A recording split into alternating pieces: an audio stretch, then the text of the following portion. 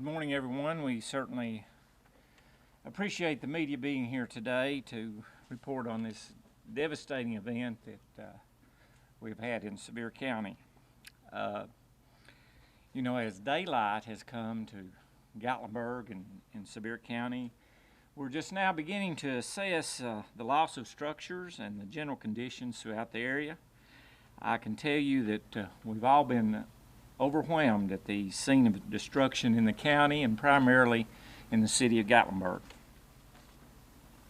However, I can also equally tell you that we remain overwhelmed by the incredible response of this community, region, and state, which we think is indicative in how we will move forward together as we help those in need and as we help to rebuild this county and these cities in this county. At this point, I can report to you that we have over 150 structures in the county. I'm not talking about in the cities in any of the cities, but just in the county, over 150 structures that have been damaged or destroyed, and that's beyond the Gatlinburg area. We have about 70 homes in the Warres Valley area that has been reportedly damaged or destroyed, and about 70 homes in the Cobley Knob area, Pittman Center community as well. We continue to have resources and support offered from the state, neighboring counties in the region. I just received a call from our Congressman Phil Rowe, who is working with FEMA to make sure that we have those additional resources and that additional federal support. And again, I want to reiterate that how appreciative all of us are in the county of what everyone is doing to help us. We have never seen an event like this, certainly, and it is going to take time to recover, but we know the character of the people of Sevier County and the character of the people of this state that's helping us, and we have every confidence that we're going to recover and move forward. So at this time, what I'm going to do is introduce the mayor of Gatlinburg, Mike Werner, and then we'll give an opportunity for you all to ask any questions that you might have for us. Mayor Werner. Thank you, Mayor Waters, and again, thank you all for being here. As a longtime resident, homeowner, and business owner in Gatlinburg, I join with our community in the appreciation to the city, county, state, and park officials for the incredible response to this firestorm. Our community has suffered through significant storm damage over the years, but nothing like this. Over our 10 square miles of our city, about half of it has been impacted. We have confirmed 100 structures that have been damaged. I've got the fire chief here, and we're going to go over some more details in a minute. I have him speak with you. But I just wanted to let you know that Gatlinburg is a very strong, very resilient community. We've got people that are reaching out to people here from all over the country, and we just want to let people know that we will rebuild and we will remain the premier resort community that we are, and our guests love Gatlinburg, and it will be okay. I told my kids this morning, I've got 7 kids, and I've told all of them, whatever happens, material things, they can be replaced, but as long as we're safe and everybody's okay, that's all that really matters. But Gatlinburg will rebuild, and everything's going to be fine. And at this time, I'm going to introduce our fire chief, Greg Miller.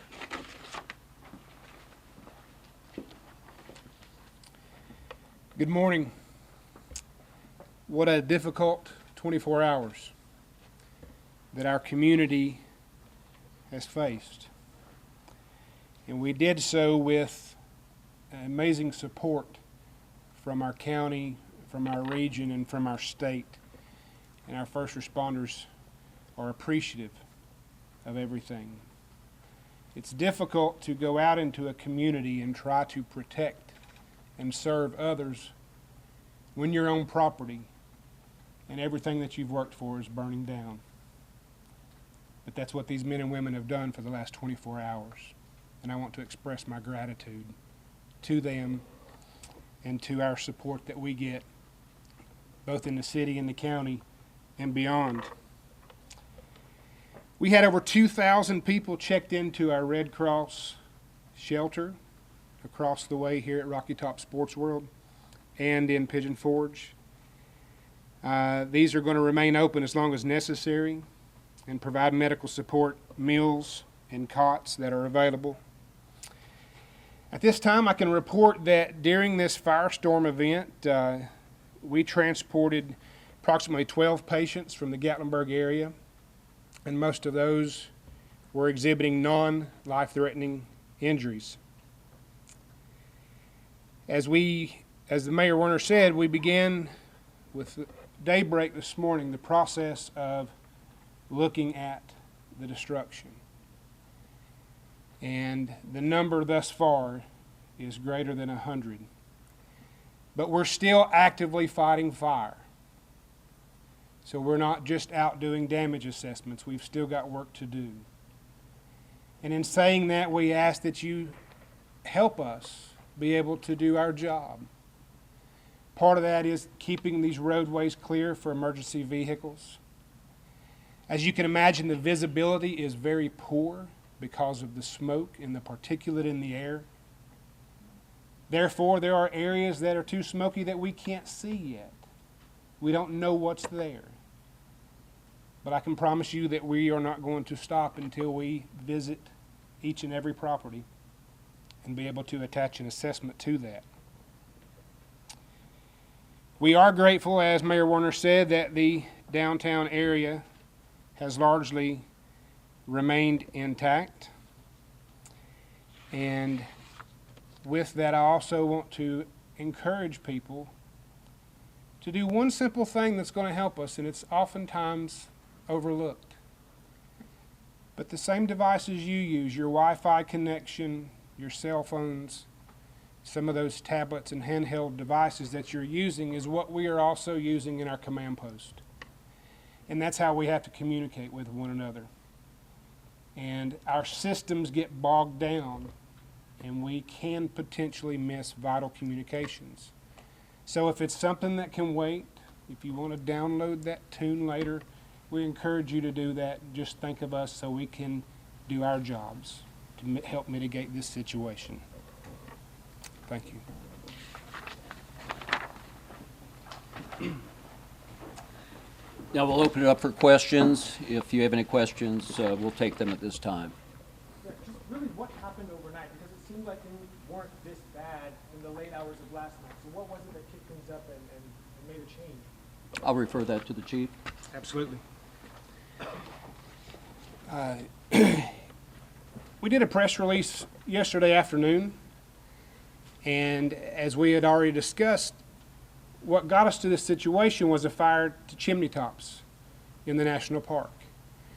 And the humidity dropped very low, and the wind speed and wind direction picked up, and it started traversing towards the Twin Creeks area and the Minot Park area of Gatlinburg. And we dedicated a significant amount of resources for that. Well, around the time of 6 p.m., the wind speeds doubled. There were times last night that we had wind gusts in excess of 87 miles an hour. That is hurricane force. That is nowhere to be when trying to fight a fire. Those winds of that nature, it is common to pick up embers of fire and take them greater than a mile away. At the same time we were facing that challenge, those high winds were knocking down trees. Those trees were hitting power lines, and they were falling on this very dry, extreme drought-like condition, and everything was catching on fire. That's how it got to that point so rapidly. Any other questions? What's the process of letting people back into Gatlinburg? Or they're going to ask, when can I go back? How can I check on my home, my business, or even the county areas that are evacuated as well? Good question, Kyle. Chief? I'll get that.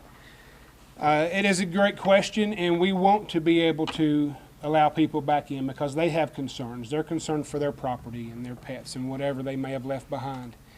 Once this emergent phase is over with and we have got the emergency under control and we've done what we've needed to do to protect the people and protect the structures, then by all means, we will be letting people come back in because we understand your desire to get back to your property and to your loved ones and other things. So just as soon as that phase is over with.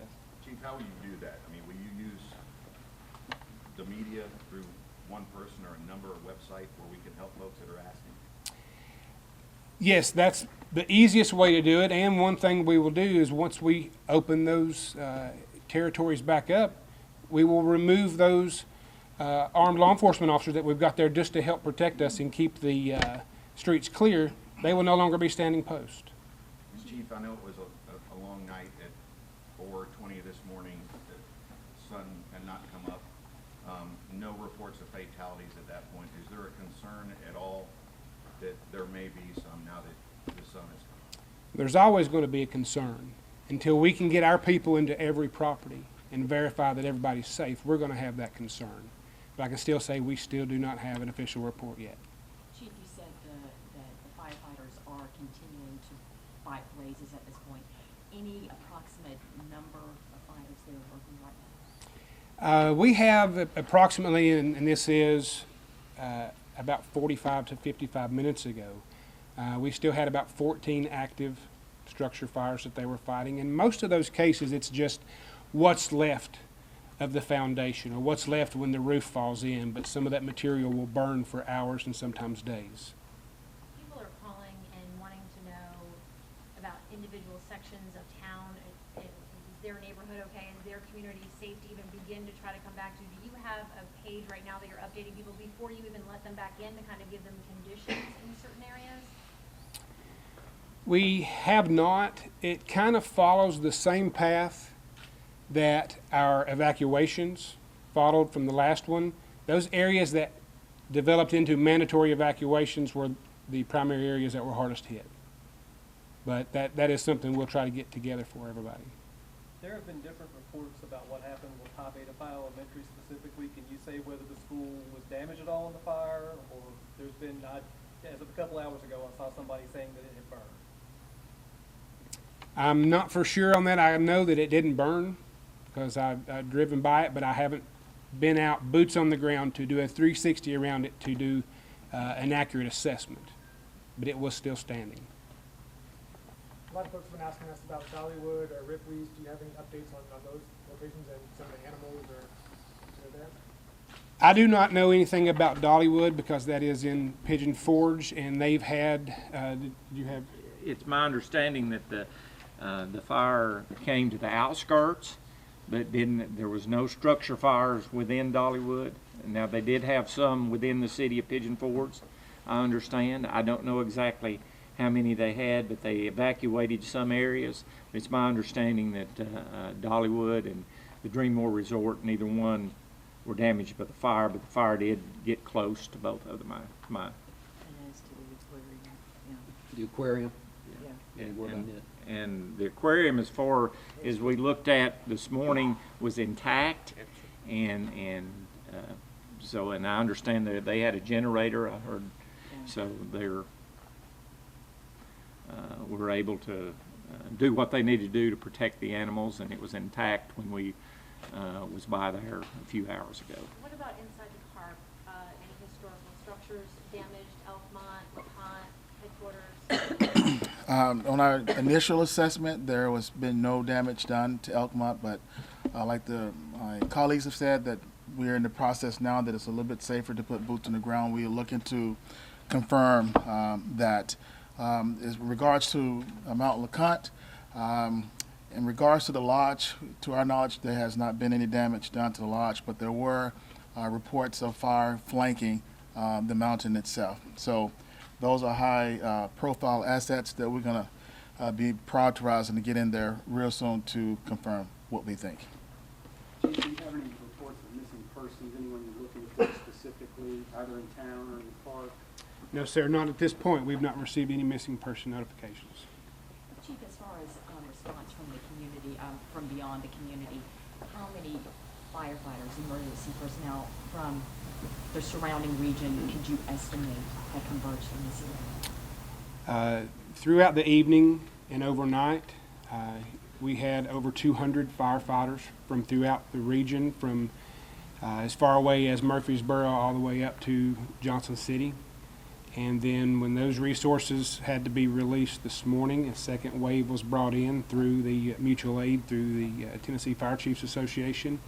And we had requested an additional 212 to come in for this wave, just to help us with making access and getting these spot fires and whatever else has to come.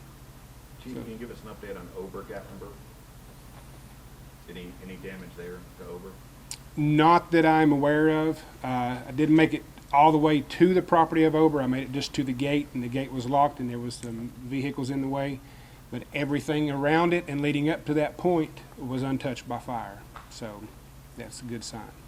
Looking ahead, as the day goes on, and I know the wind is not supposed to be certainly what it was yesterday, but how are you preparing, knowing that it is going to be a little windier? I mean, what's the plan now in that regard? I know you've got the boots on the ground, but is there any way you can prepare knowing that more wind is coming? Well, I can tell you this, whatever we deal with today is not going to be anything like what we dealt with last night. Okay, so the worst is... The worst is definitely over with. We're dealing with 15-mile-an-hour winds today, where we were dealing with 87-mile-an-hour winds last night. And the fires were growing, and they were much larger, and there were more of them. So our focus today, in addition to suppressing what fires we still have burning, is to make access through all these roads, to all these areas, get all these trees cut. We're working with TDOT. We're working with the electric system. We've got the National Guard here that are going to be helping us go door to door and just check on structures and people. So that's how we are evolving into this day two. Mayor, or Mike? Hey, Russell. I know you've been here a long time, business owner up on the mountain, invested in this community. Can you just give kind of your personal thoughts on what we haven't been in yet, but kind of what you've seen and what we can do or have our viewers do to help in any way? I appreciate that, Russell. You know, one thing I want to really stress is to thank everybody for their prayers. That's been the most important thing that we have received as far as the city. Personally, I think I've lost my house, but you know, things can be rebuilt. Our downtown's intact, which that's really great for our economy and for the future of Gatlinburg. You know, a house fire is devastating, but when you get a city fire, that many people impacted, anything that anybody wants to reach out to help Gatlinburg, we're more than willing to accept it. Nashville has reached out. People, like I said earlier, from all over the country. We've all been receiving just tremendous amount of phone calls, texts, just checking, make sure everybody's okay. What can we do? You know, how can we help? So any organization that would like to reach out to Gatlinburg, we're more than willing to accept that. Okay, question, sir. I'm a resident of Ski Mountain Road, okay, up at Isle of Washington, right below Gatlinburg. And last night, my wife and I were watching the news, and what I want to know is, are you going to come back, this is all over, and critique things on evacuation notices? We received none. At 7:30, both folks sold some stuff in a bag, some are neighbors, and as we drove down Ski Mountain Road, it was far on both sides of the road all the way down. But yet, we haven't received anything on evacuation notice. Is that going to be something that's thought about? Chief. As we discussed yesterday, we had several predictive models that we were looking at. And to be honest with you, all of that got thrown to the wind because of the conditions that happened. And they were happening so quick, just to give you an example. In a span of around 15 to 20 minutes, we were dispatched and alerted to almost 20 structure fires. Yes, sir, I realize that. I'm a retired police officer. Let me say I give all my appreciation and thanks for your department and for the police department of Gatlinburg. You did an outstanding job. I know them are extremely worn out this morning. and I ran into one of your trucks at Wiley Oak trying to get off the mountain, and he said it's the only way out. And I appreciate somebody Yes, being sir. there. I'm just saying, in future, would you think about contacting the news media on an earlier basis for people that are way up on the mountain? Yes, and that was never part of the area that was threatened. It wasn't until the winds more than doubled and the fire began to grow, and it was the power lines that started causing a lot of these others.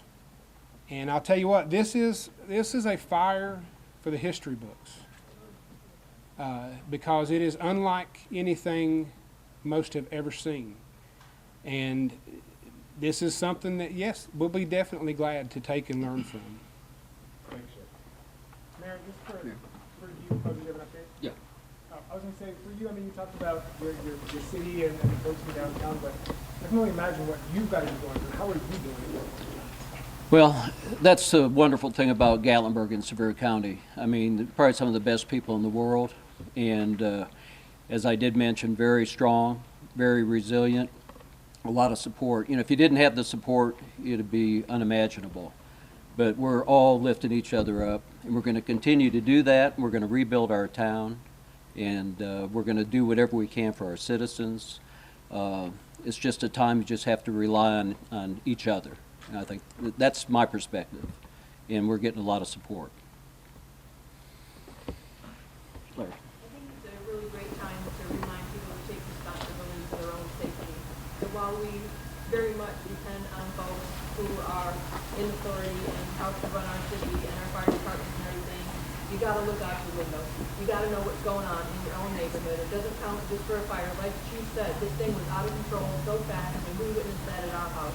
Within a period of 15 minutes, it was roaring, and we didn't even expect it, but there it was, and we dealt with it. And we knew that fire was there, and nobody was going to come and put it out, because they were already all on the other things, trying to keep that going. So we evacuated. We took our lives, and we went.